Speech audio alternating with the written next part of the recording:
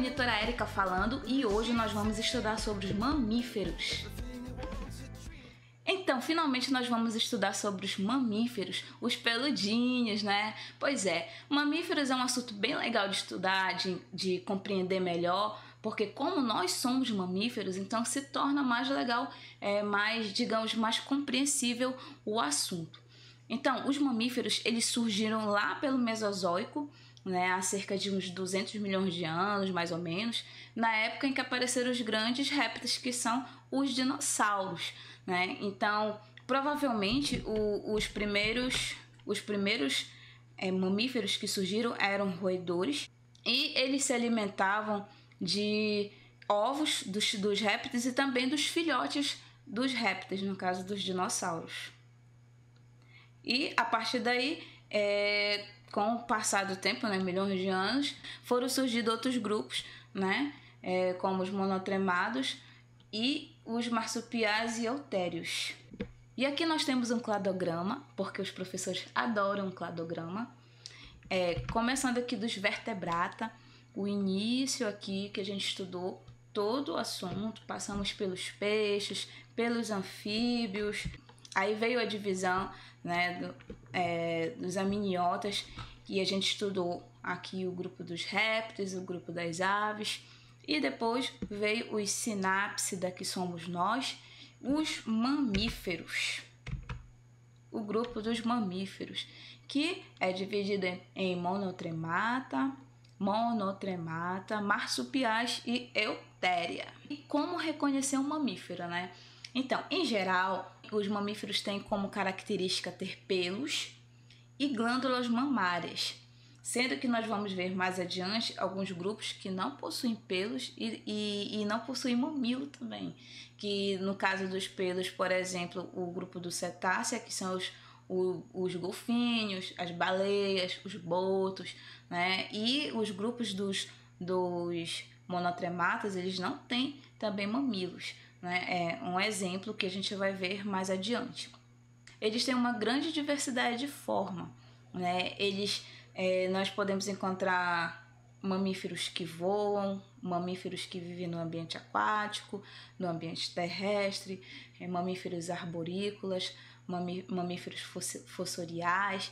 Então, nós temos uma grande diversidade de formas de mamíferos. Por exemplo, aqui temos um lobo, né, que ele pode correr 1000 km², né, um animal veloz, enquanto o rato topeira do deserto,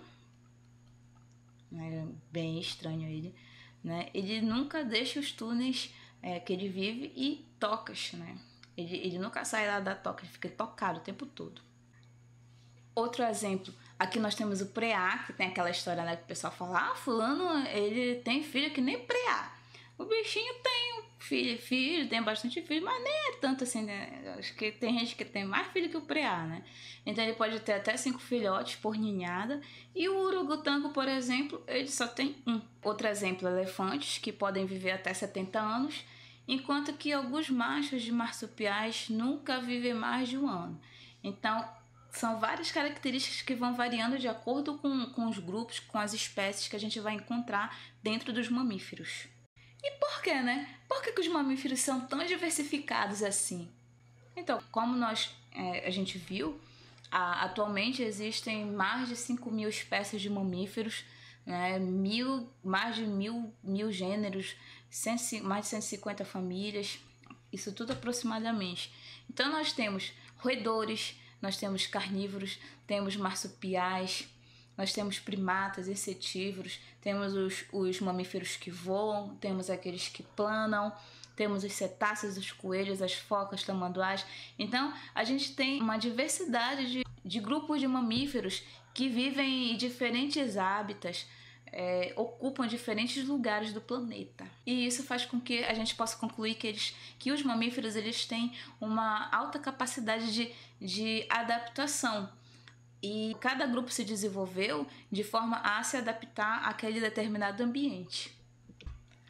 Então, eles vão ocupar todos os ambientes, né, terrestres, arborícolas, fossoriais, de água doce, marinhos, água salgada. Você vai encontrar também voadores, né, animais voadores. Então, eles tem em todo lugar do planeta, né, ocupando os mais diversos hábitats, desde o mais gelado até o mais quente. Aqui temos outro cladograma, porque eles adoram cladograma, né?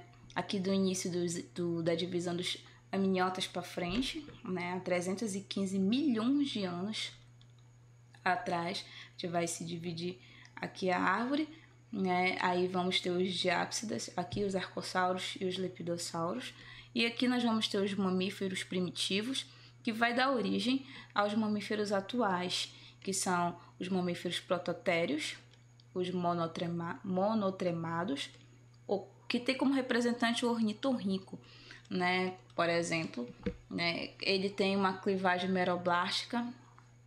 Aqui também tem uma característica que é a peçonha, e ele tem um esporão, tipo um esporão assim no membro traseiro dele, na perninha, e esse esporão ele inocula veneno, né? Quando ele se sente ameaçado, ele inocula veneno, e ele pode ser fatal para pequenos animais, e para o ser humano não é fatal, porém ele causa uma grande dor. Aí aqui a gente vem para cá, né? E vamos ter os mamíferos, que também tem uma outra divisão aqui. A gente vai ver que tem a diferença embrionária entre eles. Vocês podem colocar isso na prova caso ele pergunte. Enquanto que os monotremados eles têm uma clivagem meroblástica, aqui a clivagem dos marsupiais e dos eutérios, que é o outro grupo de mamífero, é a clivagem holoblástica, né? Aí aqui nós já vamos ter a placentação, né? A viviparidade, né? Que é uma característica que tem somente nos mamíferos que fazem parte desse grupo. Porque aqui os monotremados eles colocam ovos, né? Inclusive o ornitorrinco tem bico, parece um bico de pato.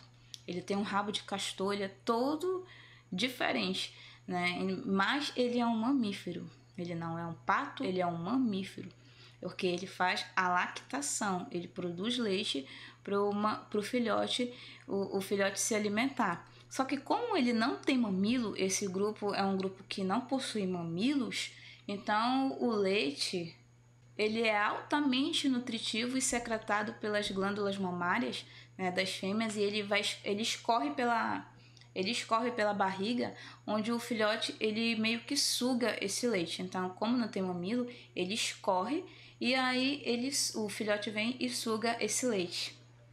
Aí já aqui no outro grupo dos mamíferos, que são os marsupiais e eutérios, ainda tem uma diferença aqui. Os marsupiais, eles têm o marsúpio, né? Que após o nascimento do filhote, que acontece bem prematuramente, esse filhote ele sobe pelos pelos da mãe até atingir a bolsa, que é o marsúpio, né? E quando ele chega nessa bolsa, ele inicia a alimentação com o leite da mãe, né? E como no início ele não consegue sugar o leite, ele é bombeado pela mãe por meio de contrações musculares, e aí o filhote consegue mamar aquele leite, porque as glândulas mamárias elas estão inseridas dentro do marsúpio. Então, a característica é possuir o marsúpio e a lactação prolongada. E aqui tem o outro grupo dos mamíferos, que são os eutérios, do qual nós fazemos parte, né, em que a gestação é prolongada e o desenvolvimento do filhote ocorre dentro do útero da mãe, né, até o nascimento. E aqui vamos falar sobre o tegumento, né, o tegumento dos mamíferos. O tegumento deles a pele dos mamíferos contém diversos tipos de glândulas que não são encontrados em outros vertebrados, né? As mais importantes, as principais, são as glândulas mamárias, né, que inclusive dão o nome do grupo, que é mamíferos, né, utilizada para alimentar os filhotes. A composição do leite difere de espécie para espécie. Algumas espécies do leite é rico em proteína, outras já é rico em gordura. O número é variável de 12 até 20 mamas. Tem espécie que tem 2 mamas e tem espécie que pode ter até 20 mamas. Os monotremados, eles não possuem as mamas, né? Os mamilos. As baleias e os golfinhos, eles também não têm o mamilo, mas eles possuem músculos que forçam a entrada do leite na boca do filhote. Eles têm tipo uma abertura, o filhote ele encosta lá e aí ele meio que pressiona e aí a mãe, né, no caso a fêmea, ela sente e faz uma pressão para poder o leite sair e o filhote mamar. A lactação é período extremamente importante, porque é na lactação que o filhote ele vai adquirir anticorpos, ele vai adquirir o que ele precisa para ele poder ter uma vida saudável e crescer, né, de forma saudável. Aqui nós vamos ter a diferença entre glândulas mamárias de alguns grupos, como por exemplo aqui o artiodáctilo, que é o grupo dos ruminantes e porcinos, que são os porcos, né, os suínos. A gente vê aqui a diferença que geralmente a gente popularmente chama de teta, né? A teta da vaca, por exemplo. E aqui nós vamos ter como é a glândula mamária, o mamilo dos primatas, que já é uma estrutura mais diferenciada, enquanto aqui tem uma chamada cisterna, aqui nós vamos ter uns ductos por onde o leite ele vai sair para o filhote mamar, aqui no mamilo. E continuando aqui no tegumento, nós vamos ter as glândulas exócrinas, que são as glândulas cujas secreções elas não vão para a corrente sanguínea, né? Então temos as glândulas sudoríparas, e libertam substâncias aquosas, que tem como função o resfriamento através da evaporação e elimina algumas toxinas também.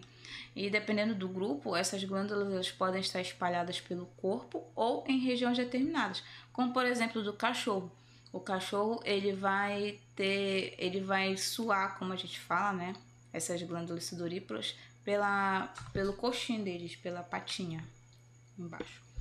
Aí tem a glândula sebácea, né, localizadas nos folículos pilosos e produzem secreção oleosa que lubrifica pelos e pele.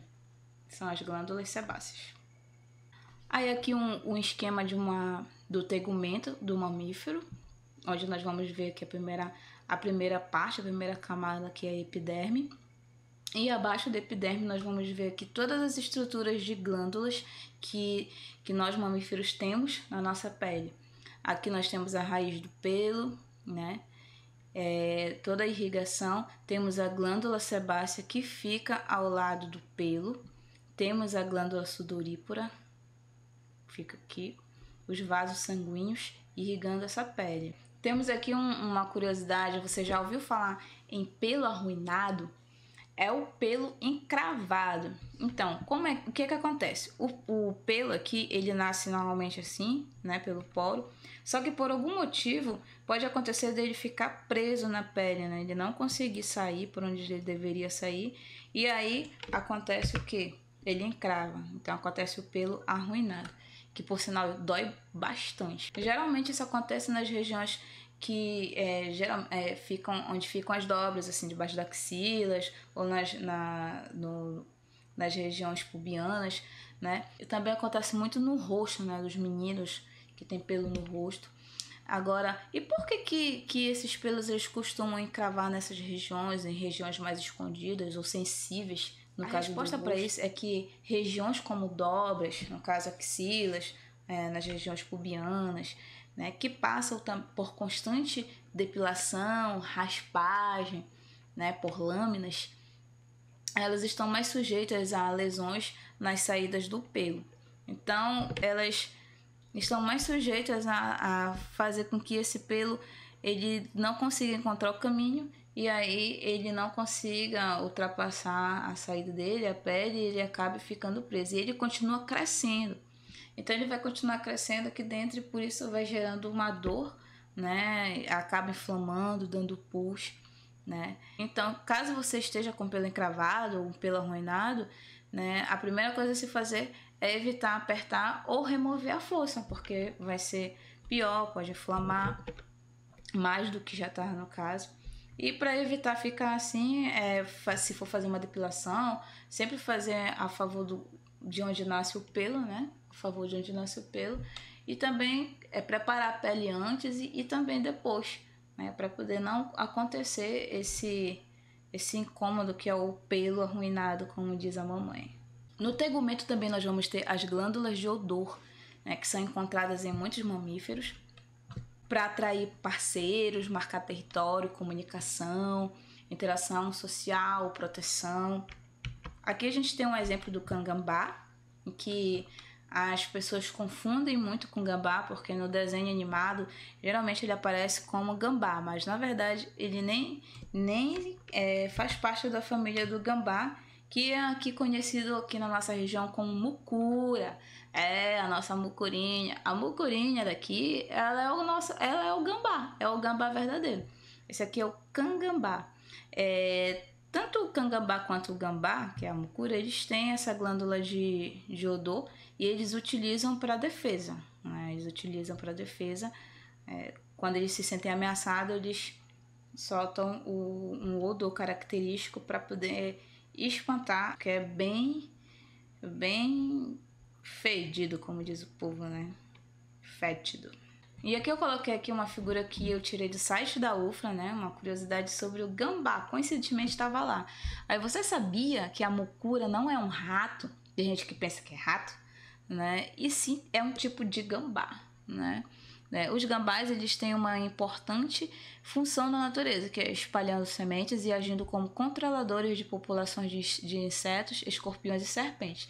Então, gente, se vocês virem uma mucurinha lá pela casa de vocês, não matem a bichinha, deixa ela viver, coloca ela no mato, porque elas são, como a própria UFRA aqui está falando, olha, colocou uma propaganda, né, que são controladores de populações de insetos, escorpiões e serpentes. E eles são marsupiais.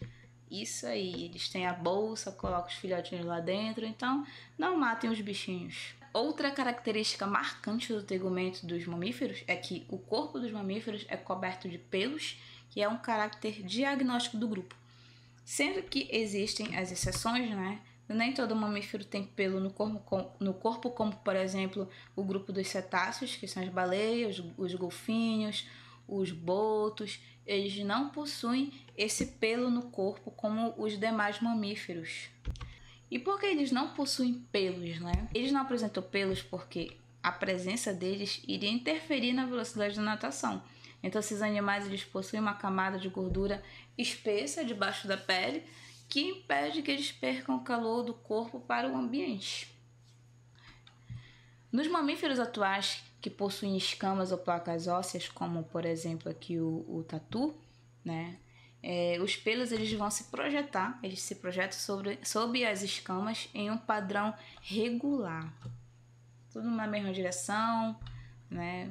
Bem bonitinho, bem organizadinho. Aí aqui mais o conceito, né? A pelagem, que é a cobertura de pelos, funciona principalmente como isolante.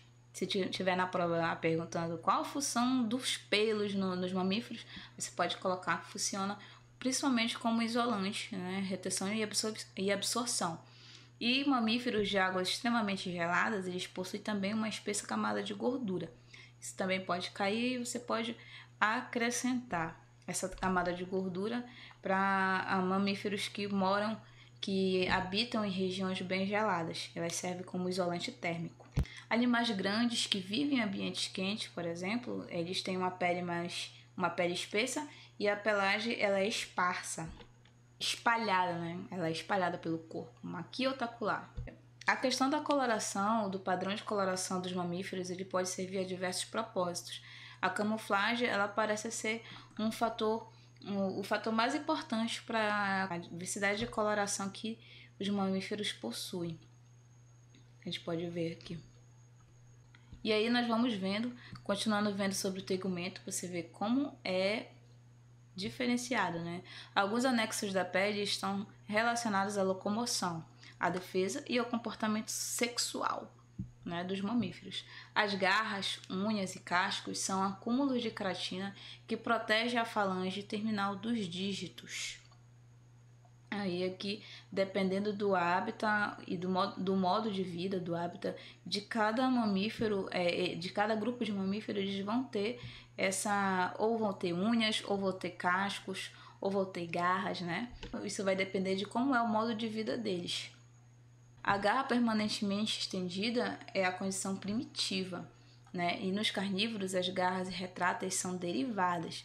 Isso aqui pode cair alguma questão na prova assim, aí caso aconteça, você pode... É só dizer que a garra permanentemente estendida é a condição primitiva, né? Que tinham desde os primórdios dos mamíferos. E nos carnívoros, essas garras retráteis já são mais derivadas. As unhas nos humanos e de outros primatas são uma estrutura mais simples, né, do que a garra retrátil, é mais simples, é mais frágil, e porém elas foram derivadas das garras dos ancestrais.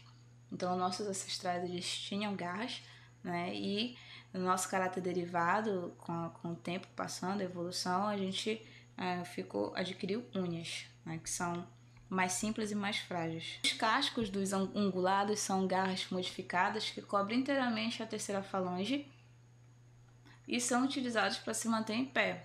Isso aqui é como é o casco do cavalo, do boi, mais uma diversidade aqui, né? A gente vai ter unha, a gente vai ter garra, nós vamos ter os cascos. Aqui nós vamos ter a diferença do corno para o chifre, que popularmente as pessoas falam, fulano colocou um chifre, fulano é corno, só que tem a diferença na realidade do corno para o chifre, né? Então, cornos e chifres, eles são termos comumente confundidos, né? Chifres, que é da família Cervidae, os cervos, né? São estruturas ósseas pares, né? Ramificadas, a gente pode ver aqui, ó, ramificadas sobressalentes da parte frontal do crânio, e são trocadas conforme o animal cresce, em geral anualmente. A cada troca aparece um ramo adicional até chegar à galha típica do adulto. Então, provavelmente ele vai colocar isso na prova, porque como as pessoas confundem muito, isso é bem legal de pedir na prova. Então tem a diferença. O chifre, né, eles são estruturas ramificadas e que eles são trocados, né, no caso anual, e aparece um ramo adicional até ficar essa última galhada aqui. Já os cornos, característico do bovídeo, do boi, no caso, né, eles podem aparecer só nos machos ou ambos os sexos, né, conforme o grupo. Também são pares e sobressalentes da parte frontal do crânio, mas eles são permanentes, né, não ramificados, ou seja, só nascem para cá, pá, fica lá. Não vai nascer um galho, uma galhada, né? Não, formados a partir de um núcleo ósseo coberto por camadas de queratina. Então, a diferença aqui para o chifre e para o corno é principalmente que o chifre ele é ramificado e ele é trocado, né, geralmente anualmente, e o corno não. O corno ele é fixo, a partir do momento que ele cresce, vai crescendo, fica só uma estrutura, não tem esse negócio de trocar, né, e eles são permanentes. Os dentes, então, vamos para os dentes dos mamíferos. Dentre os principais elementos para o sucesso dos mamíferos estão os dentes. Devido a uma maior especialização da dentição dos mamíferos, maior que em qualquer outro grupo, né? A dentição heterodonte, capaz de dilacerar itens difíceis de digerir, né? De gramíneas a ossos, né? De vegetal a ossos. Dentição intimamente relacionada com as dietas específicas de cada espécie. Então, tem espécie que vai ser herbívora, tem espécie que vai ser insitívora, tem espécie que vai ser onívora, vai comer de tudo. Então, dependendo do modo de vida dessa espécie, os dentes também vão variar. A gente mostra aqui o exemplo do maxilar, né? Aqui tem os molares, o incisivo e o canino. Molares, caninos e os incisivos. Isso é algo que ele também pode pedir, né? Incisivos são os dentes com coroas simples e bordas afiadas, usadas primeiramente para cortar e morder, né? Os caninos, eles têm coroas longas e cônicas especializadas em perfurar. Os premolares com coroas estreitas e uma das duas cúspides adaptadas para partir e despedaçar, e os molares com base larga e arranjo variável e de cúspides usadas para esmagar e triturar. E a gente pode ver a diversidade que tem, né? Cada dente vai ter uma função diferente. A gente tem a observação aqui que os mamíferos eles não repõem continuamente seus dentes, né? Que nem, por exemplo, os tubarões. Apenas 2 conjuntos de dentes tem a dentição decídua ou a chamada de leite, que é aquele dente, primeiro dente, né, que a gente tem, e aí quando a gente é criança, a gente fica banguela porque cai, fica mole, o pai vai, põe uma linha lá, puxa o dente, a criança grita, ah! E aí depois toma um vinagre, faz um gargarejo, né, é isso aí.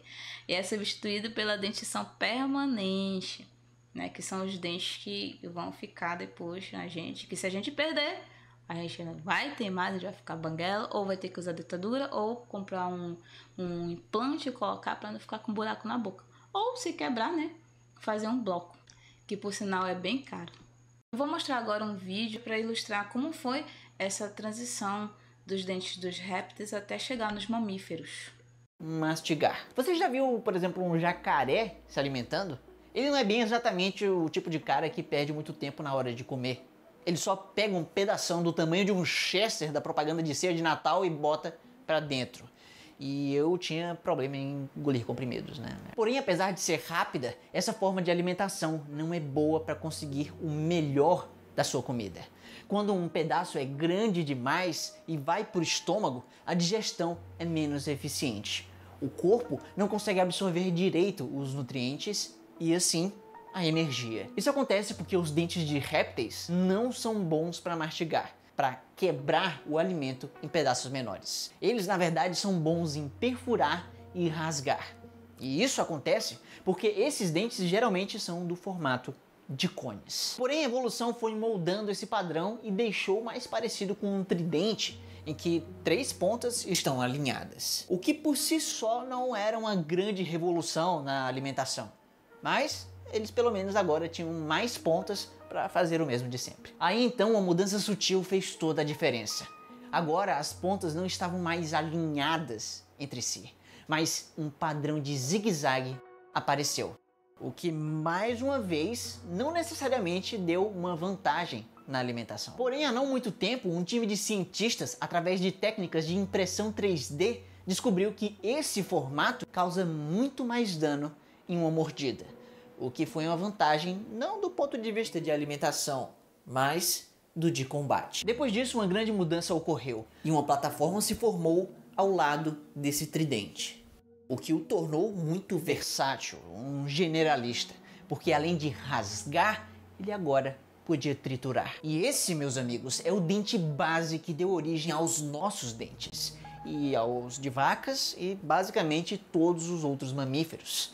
Esse é o molar tribosfênico. Com esse ponto de partida em comum, foi possível que em diferentes espécies os molares fossem se moldando às necessidades específicas de cada alimentação. Fazendo a plataforma subir e a ponta principal se moldar em uma navalha, assim temos o molar de carnívoros, como gatos e cachorros. Agora, se ao invés disso a ponta da frente desaparecer e a plataforma se elevar, temos o molar humano, ótimo para mastigação de uma dieta onívora. E em cima disso, adicionando umas ranhuras, temos o que seria o molar de cavalos e vacas, que conseguem triturar um alimento fibroso demais para a maioria dos animais, como a grama. O acesso a esse alimento é dado apenas a um clubinho de poucas espécies, com dentes especializados certos para esse tipo de alimento. Ou seja, a princípio, vacas não têm tantos concorrentes nesse sentido. Parabéns para elas. Assim como molares, os outros dentes também precisaram se adaptar, o que pode gerar coisas bizarras, tipo as longas presas de um babirusa, ou de um elefante, ou de outros bichos, como é o que eu falei nos stories que eu acabei de postar no Insta. Depois dá uma olhada. Mas acontece que a evolução nem sempre faz tudo ficar mais forte e maior. Às vezes, menos é mais. No caso de vacas, ovelhas e cabras, elas passam um bom tempo do seu dia arrancando grama do chão, e os dentes de baixo já eram o suficiente para isso. Por isso, ao invés de incisivos de cima, esses animais possuem uma gengiva durinha, onde os incisivos de baixo podem apenas pressionar para agarrar firme na grama e cortar apenas com uma puxadinha. Ou seja, a presença especializada de molares, incisivos, caninos ou até a ausência deles deu uma enorme vantagem evolutiva para os mamíferos. Com isso, cada espécie de mamífero pôde trilhar seus próprios caminhos nos mais diversos habitats, se especializando em dietas específicas e tirando o melhor que a sua comida tem a oferecer. Com isso, ganhamos mais energia, o que nos ajudou a sermos mais ativos para buscar ainda mais comida. E assim nos diversificamos em uma multitude de formas de vida espalhadas pelos 4 cantos do planeta. Se chegamos até aqui, temos muito a agradecer a eles, que nos permitem todo dia mostrar um sorriso. Então a gente pode ver como os dentes eles são importantes, né, nessa adaptação do mamífero nos mais diversos lugares do planeta. Aí aqui nós temos, por exemplo, a dentição dos carnívoros, dos roedores, dos frugívoros, dos insetívoros, dos onívoros, que são, nós, por exemplo, nós somos onívoros, nós comemos carne, vegetal, né? Então nós temos todos os tipos, nós temos incisivos, nós temos premolares, molares, caninos na nossa arcária dentária. Isso fez com que o mamífero se tornasse bem diverso na sua alimentação e no seu hábitat, no seu modo de vida em todo o planeta. Aqui nós vamos ter os principais sistemas: o sistema esquelético, o sistema muscular, o sistema digestivo, o sistema circulatório, o sistema respiratório, o sistema reprodutor e o sistema excretor nos mamíferos. O esqueleto nos mamíferos ele tornou-se mais simples, né, com menos ossos, porém o processo de ossificação nos mamíferos tornou-se mais complexo. Diversos ossos também se fundiram, né, como por exemplo a cintura pélvica e a caixa craniana. Aqui nós vamos ter o sistema muscular, né, que tem como novidade evolutiva importante nos mamíferos o fechamento lateral da abertura bucal, né? Então, consequente aparecimento das bochechas e lábios móveis. Então, para que serve a bochecha? A bochecha serve para fazer isso, para fazer o formato do rosto, a pessoa ficar bonita, a pessoa ficar feia? Não. Nem as bochechas e os lábios, elas vão ser importantes para a sucção, né, na lactação, ou seja, para os mamíferos mamarem. É para isso que servem as bochechas e os lábios, servem para auxiliar na amamentação do mamífero, né, fundamentais para os movimentos de sucção necessários à lactação. Aí nós temos o sistema digestivo, né, as glândulas salivares, que é uma sinapomorfia dos tetrápodes e são particularmente desenvolvidas nos mamíferos. A mastigação ela implica em um alto tempo de permanência do alimento na boca, né? Que a digestão ela já começa na boca. Na boca nós vamos ter as glândulas salivares, né? Que vão ter enzimas que vão quebrar o alimento. Aí vamos ter a mastigação e a língua para auxiliar nessa primeira digestão antes de seguir o seu caminho, continuar no sistema digestivo. Aí nós vamos ter o esôfago, que faz parte do sistema digestivo. Após a boca, vamos ter o esôfago como um tubo longo, é como se fosse um tubo longo, né? E logo depois o estômago, que é um compartimento em forma de saco. Ele pode ser simples em alguns grupos carnívoros ou onívoros, né? E pode ser também complexo e compartimentalizado, cheio de compartimentos nos herbívoros especializados com câmaras de fermentação, como por exemplo os ruminantes, né? Então, nós temos o esôfago, que é o tubo longo, né? O estômago em forma de saco, né? Simples nos carnívoros e complexo nos herbívoros com câmara de fermentação. Aqui nós temos os mais variados tipos de sistema digestivo nos mamíferos, desde os insetívoros, carnívoros até os herbívoros. Por exemplo, aqui o insetívoro, ele vai ter um estômago, ele vai ter o seu intestino e o ânus. Aqui já um herbívoro não ruminante, vai ter o estômago, ele vai ter essa parte aqui chamada de seco e mais o ânus. Aqui já tem o herbívoro ruminante, onde ele vai ter o estômago e o estômago e ele vai ser dividido em várias partes aqui, bem complexo. E aqui o rumen, né? O rumen é onde acontece a digestão da celulose.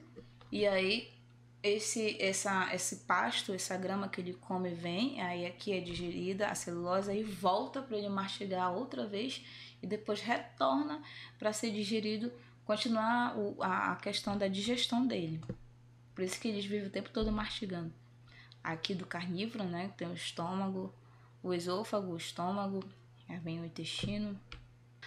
Aqui a gente tem uma comparação das câmaras de fermentação do herbívoro não ruminante com o herbívoro ruminante, que é a diferença da câmara, né? Então você vê que é bem variado esse sistema digestivo dependendo de cada grupo.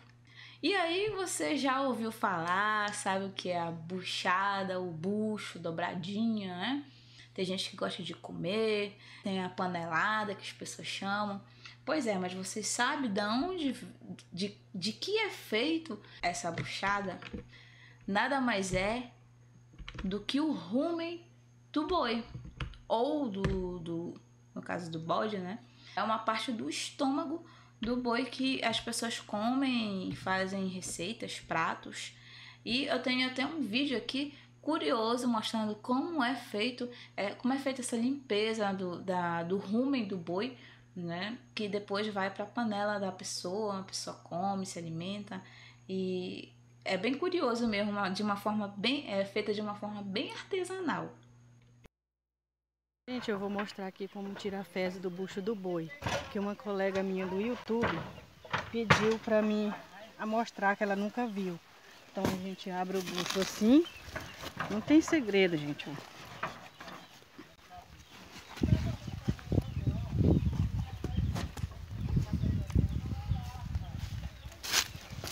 É só virar o bucho que a fezes sai, não tem segredo. Olha. Isso aqui é só capim, gente. Só capim do bucho.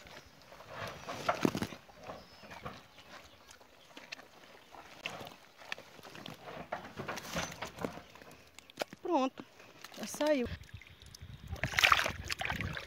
Tirei muita pelanca, muito sebo, muita gordura. Tem uns 4 tantos desse aqui. Só que eu já dei pros cachorros, pros gatos.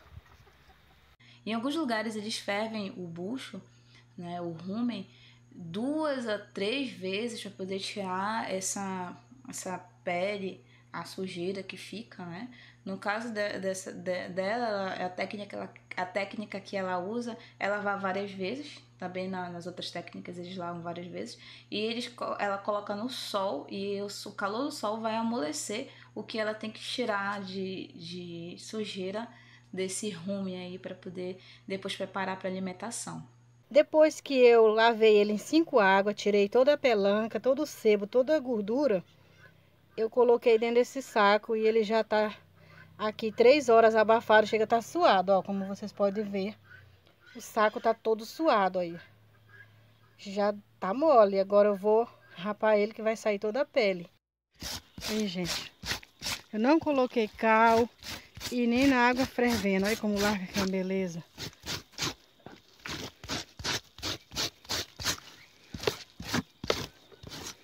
Molinho, ó. Olha só como ficou limpinho. Vou botar aqui no balde. Gente, como o cachorro come tudo, ó. Vou jogar pra cachorrinha. Um filó.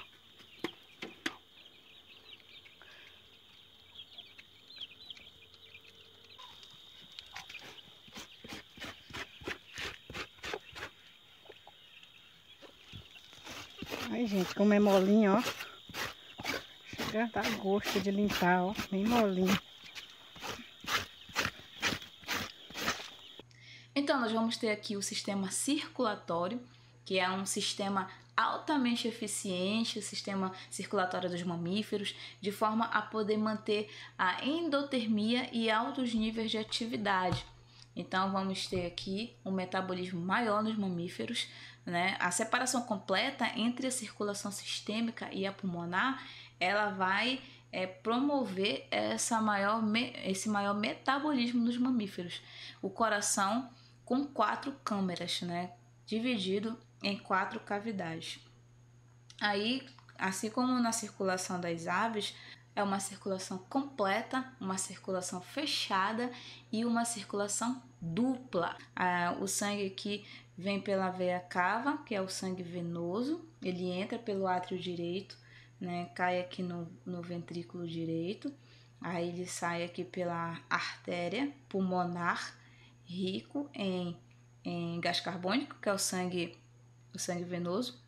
Aqui no pulmão acontece a troca do sangue venoso para o sangue arterial, que é rico em oxigênio. Esse sangue vem pela veia pulmonar, entra aqui no átrio esquerdo, caindo no ventrículo esquerdo, se saindo pela artéria aorta. E aqui ele vai ser direcionado para o resto do corpo. Aqui nos capilares, onde vai acontecer as trocas gasosas e fazer a respiração celular, né? A respiração celular que vai gerar o gás carbônico e continuar o ciclo, né? E como esse sangue ele é separado, ele não tem mistura, é totalmente separado, então o metabolismo ele tende a ser maior aqui no mamífero, devido à maior eficiência no metabolismo, na respiração celular. Nós temos aqui o sistema respiratório dos mamíferos, né, que é formado por pulmões grandes e com lobos, formado por pulmões grandes e com lobos de aparência esponjosa, como se fosse duas esponjas grandes assim. Sistema de ramificações delicadas, que são os bronquíolos, câmaras fechadas de paredes finas, que são os alvéolos, né, e o movimento do ar, que a ação muscular ela vai ajudar nesse movimento do ar. E os músculos envolvidos na respiração dos mamíferos, nós vamos contar com o diafragma e os músculos intercostais também. Então o diafragma ele vai ser exclusivo dos mamíferos. Como acontece o caminho do ar, né? O mamífero ele inspira o ar pela narina, entra aqui na traqueia, da traqueia vai para os brônquios, dos brônquios para os bronquíolos, e dos bronquíolos acontece as trocas gasosas nos alvéolos pulmonares, que são as menores ramificações aqui do pulmão, nos alvéolos pulmonares, vai acontecer as trocas gasosas. E essa inspiração e expiração, ela é auxiliada pelo músculo do diafragma, né? Que é o músculo da respiração, e os músculos intercostais também. E nós vamos ter o sistema reprodutor, que nos mamíferos são ambos os ovários funcionais, tanto de um lado como do outro. Os óvulos são fecundados nas tubas uterinas, né? O embrião ele se desenvolve no útero. O pênis é constituído por um tecido erétil e envolto em uma bainha de pele, que é o prepúcio, né? E em muitas espécies o pênis ele contém um osso, que é o báculo. Por exemplo, o coati, ele contém um osso e é bifurcado o pênis dele, né? Dois.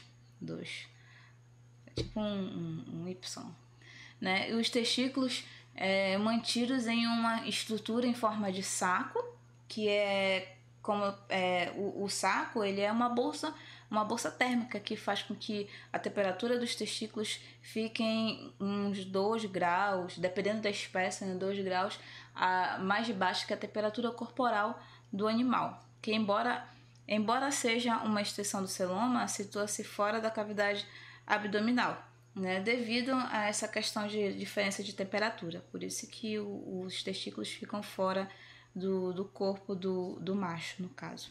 Aí aqui a gente tem as diferenças aqui do sistema reprodutor aqui, no caso do útero das fêmeas, né? Temos do tipo duplex, né? Temos do tipo bipartido, temos do tipo bicórnio e o tipo simples, né?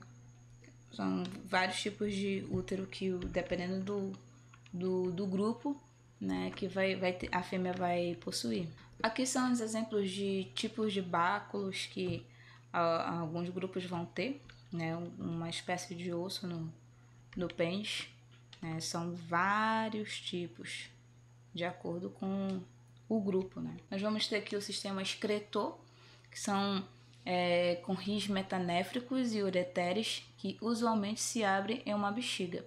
Aqui vamos ter o par de rim, os ureteres, que vai desembocar aqui numa bexiga. Rins metanéfricos, que são formados por néfrons, que vão filtrar o sangue do corpo. E temos aqui agora os órgãos sensoriais nos mamíferos. Os bem desenvolvidos são o olfato, a audição e a visão. Eles são bem desenvolvidos nos mamíferos. Aí cada espécie ela vai ter um certo grau de desenvolvimento. No caso dos caninos, dos cachorros, dos cães, o olfato deles é bem definido. Eles conseguem sentir a diferença por exemplo, se está cozinhando feijão, ele consegue sentir a diferença do cheiro verde, do cheiro do próprio feijão, o cheiro da pimenta do reino, o cheiro do tomate, eles conseguem fazer essa diferença. E aqui agora a gente vai falar sobre os grupos de mamíferos, né? Eu vou apenas citar porque vai ficar anotado, vocês vão poder fazer a consulta depois dos vários grupos de mamíferos. Aqui nós vamos ter os monotremados, da ordem Monotremata. Os monotremados viventes, eles mantêm características muito especializadas. Os únicos mamíferos que colocam ovos, né? E eles vivem na Austrália e algumas espécies em Nova Guiné. Aí nós temos como representante dos monotremados as éctinas e os ornitorrincos, né? Aproximadamente 5 espécies, e elas podem atingir até 1 metro. Dependendo da espécie, né? Como eu havia falado antes, os ornitorrincos eles não têm mamilos, né? Então, ao invés disso, eles concentram o leite na barriga e alimentam seus filhotes pelos poros na região. O leite ele é liberado por eles como se fosse um suor, né? E aí os filhotes eles são amamentados lambendo o líquido na barriga da mãe. Então, eles amamentam de uma forma completamente diferente dos outros animais. E isso pode fazer com que eles se tornem aliados importantes dos cientistas no esforço para combater superbactérias. Porque pesquisadores australianos, né, eles descobriram lá em meados de 2010 que o leite do ornitorrinco ele contém uma proteína potente que evita a proliferação desses micro-organismos. O estudo poderia ajudar na luta contra problemas mais urgentes da humanidade, como a resistência de bactérias aos antibióticos. A éctina ela é um animal de corpo coberto de pelos ásperos e espinhos. Ela parece um porco-espinho, mas ela não é um porco-espinho e ela não tem parentesco com um porco-espinho. E assim como o ornitorrinco, ela é um verdadeiro fóssil vivo, né, apresentando características de répteis, de aves e mamíferos. E na história da evolução, ela é considerada sobrevivente de uma época em que os mamíferos eles estavam se distanciando dos répteis. Nós vamos ter aqui também os marsupiais, né, que são caracterizados pelo tipo de reprodução, que as fêmeas dão à luz a filhotes em um estágio bastante precoce. Aí os filhotes são capazes de escalar os pelos da mãe, como eu havia falado antes, né? E vão para o marsúpio, né? E aí eles vivem na Austrália e América do Sul e uma espécie vive na América do Norte. E eles têm todas essas ordens aqui. E aqui eu coloquei alguns representantes dessas ordens, né? Para vocês terem uma noção da diferença entre eles, né? No caso, essa ordem aqui, do Diprotodontia, é a mesma ordem dos cangurus, né? Dos cangurus é a ordem do koala também. Esse aqui é o famoso diabo da Tasmânia, ou demônio da Tasmânia, que tinha um desenho que ele era representado, esse aqui, diabo da Tasmânia. Aí nós vamos ter os eutérios, que reúnem os animais, os mamíferos, com um desenvolvimento embrionário essencialmente na cavidade abdominal, alojados no interior do útero materno, com suporte aos anexos, placenta, saco vitilíneo, âmnio, cavidade amniótica e cordão umbilical. Nós vamos ter aqui a insetívora, esse grupo, né, formado por essas duas ordens aqui. São pequenos, né, primeiros mamíferos que surgiram na Terra, quase cosmopolitas, tem quase em todo lugar, exceto na Austrália, no sul da África do Sul e na Antártida. Vamos ter também o grupo Dermóptera, né, que são herbívoros e frugívoros. Eles têm a membrana dérmica que se estende das pontas dos dedos, das 4 pernas, aos ombros, dos tornozelos e ponta da cauda. Noturnos e arbóreos, né, eles vivem em florestas tropicais do sudeste asiático eles não voam, né? Eles só planam. Pouco se sabe a respeito dos hábitos e reprodução do comportamento desses animais, desses mamíferos. Temos a escandentia, né? Que é tupaias ou musaranes arborícolas, animais pequenos, florestas do sudeste asiático. Eles são incluídos no Insectívora, inicialmente eram incluídos nesse grupo, né? Depois dos primatas, né? Mamíferos com maior cérebro em relação ao corpo. E esse nome vem do latim, né? Escandes, que é aquele que escala, trepa, sobe, né? Diurnos, comem frutos e insetos. A gente tem também o Quiróptera, que é mais conhecido entre nós, que são os morcegos, né? Únicos capazes de voar, que fazem o verdadeiro voo, possuem variedade de formas e tamanhos, dieta mais variada. Somente 3 espécies são hematófagas, ao contrário do que as pessoas pensam, que todo morcego se alimenta de sangue, mas são bem poucas espécies que se alimentam de sangue, né? Importância na natureza, eles fazem polinização, possuem ecolocalização, biosonar, né? E eles têm importância médica, né? Eles são transmissores da raiva e, mais recentemente, né, do Covid-19, né, que surgiu aí na China, através dos morcegos. Aí nós vamos ter os primatas, do qual nós fazemos parte, é o grupo que nós fazemos parte. Estão incluídos os macacos, os símios, os lêmures, os seres humanos, né? Vivem em florestas tropicais, subtropicais na América, na África, Ásia. Grandes cérebros se comparado aos outros mamíferos e o maior aperfeiçoamento no sentido da visão. Aí eles têm como característica ter 5 dedos sem garras, né? Polegares opositores, que foi uma grande evolução para o grupo. Generalistas e exibem uma gama de características próprias. Hominídeos e babuínos são mais terrestres do que arborícolas, né? Saltos de galho em galho, andar sobre 2 ou 4 membros, nodopedalha e locomoção pelos galhos com braços, né? Braquiação. A gente vai ter a Xenartra, que são os preguicinhos, tamanduá, ó, coisa fofa. O bicho preguiça é um mamífero com hábitos de vida noturnos, vive em pequenos grupos, embora possuam hábitos solitários, né? Possui grandes garras, 2 ou 3 dedos, alimentação, folhas, raízes, brotos, e vivem 30 a 40 anos, olfato bem desenvolvido. Aí o tamanduá, ele se encontra em extinção, né? Um único filhote por ano, um filhote muito frágil. Outro grande problema que pode afetar a destruição do seu hábitat, né? Ele é muito sensível à questão de desmatamento, ações antrópicas, né, na natureza. Ele é quase cego e surdo, porém ele tem um excelente olfato e ele pode sentir o cheiro de uma presa ou de predador a dezenas de metros de distância. Aí nós temos o cingulata, né? Desdentados, eles não possuem dente, é um grupo que não tem dente, armadura sobre o corpo, que são os tatus. Nativos do continente americano, os tatus eles habitam as savanas, cerrados, matas, ciliares, florestas molhadas. Únicos animais para além do homem, né, capazes de contrair a lepra, sendo usados em pesquisas médicas. E eles são insetívoros, são bons no controle de insetos. O polidota vive na África e Ásia, são noturnos, desdentados, alimenta também um grupo que não possui dente, alimenta-se de formigas e cupins e os apanha com a sua língua comprida e pegajosa. Semelhante ao tamanduá, né? Crânio pequeno, audição muito desenvolvida e pouca visão, gestação de que dura 5 meses, com 1 ou 2 filhotes por vez. Eles vivem até 20 anos. Nós temos o grupo carnívora, né, que são cosmopolitas, vivem em todo lugar do planeta, né, ele pode ter um carnívoro. Tem morfologia diversificada, uma dieta, apesar de basicamente carnívora, ela pode variar, né?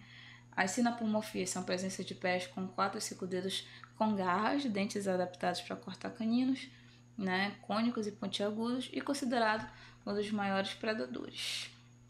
A gente tem aqui o grupo do cetácea, aqui é a característica deles. Como eu tinha falado antes, eles contêm o maior mamífero do mundo, que é a baleia azul, né? Membros em nadadeiras, totalmente aquáticos, né? Geralmente carnívoros, alguns comem crio. Os cetáceos atuais eles não têm os membros posteriores, né? Eles respiram ar atmosférico. A narina é um buraco que fica no topo da cabeça, acho que é bem conhecido assim popularmente, né? E eles fazem a localização através de sonar. Lagomorfa, né? Que são características semelhantes aos roedores. Possuem 2 pares de dentes incisivos no maxilar superior e apenas um par de incisivos no maxilar inferior. Adaptam-se muito bem a qualquer hábitat que facilite a herbivoria e eles vivem em tocas. São fofíssimos. Aí nós vamos ter o Rondentia, aproximadamente 40% das espécies dos mamíferos. Cosmopolitas, eles têm em todo lugar, exceto na Antártida, né?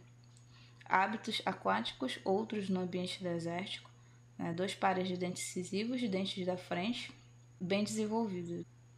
Esses pares de dentes crescem continuamente, pois são desgastados à medida que o animal vai roendo as cascas dos ramos das plantas. Aos 60 dias já estão prontos para se reproduzir, né? E a cada 5 dias ocorre a ovulação e a gestação é de 19 a 21 dias. Os Perissodactyla, né, que tem um número ímpar de dedos nas pernas, a maioria de hábitats terrestres, incluindo savanas, montanhas e florestas, grupo semiaquático, hipopótamos, maioria herbívoros, outros onívoros, alguns realizam ruminação, outros não. A parte anterior do crânio dos perissodátilos é alongada com 44 dentes e várias defesas com velocidade ou chifres. O Artiodactyla, a gente tinha falado anteriormente até, número par de dedos, né?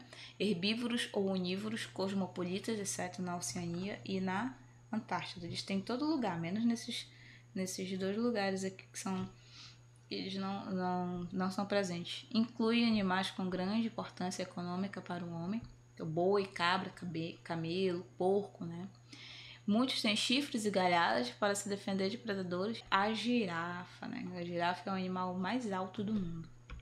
Aí nós temos o Macrocelidae, os aranhas-elefantes, região da Etiópia, todos os hábitats da Sudáfrica, pequenos diurnos, extremamente ativos, alimentos de animais vertebrados.